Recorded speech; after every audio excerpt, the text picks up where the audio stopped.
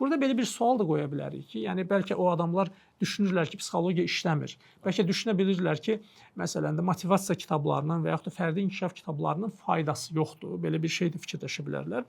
Ancaq əslində bu yanlış bir fikirdir. Çünki bizim həyatımızın 80% psixologiyadır. Və bir sözlə biz insanın həyatını dəyişə bilərik və bizim problemimiz də bir sözdən də başlayır. CBT deyilən bir psixoterapevtik bir metod var, koqnitiv davranış terapiyası.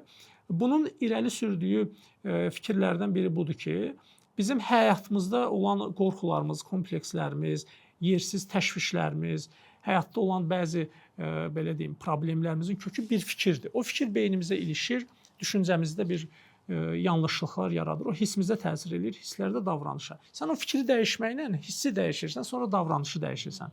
Yəni bir sadə bir sözlə bir insanı rəftaracan təsir edir. Rəftaracan təsir edir. Bir insanla sən ünsiyyət qura bilərsən, onun bir dənə fikrini dəyişməklə artıq hissini, bütün davranışını, hər bir şeyini dəyişə bilərsən. Adi bir metod deyə bilərsən, insan vaxtına 80% qənaət eləyə bilər. Bu zaman idarə olunmasında tətbiq olunan metodlardandır.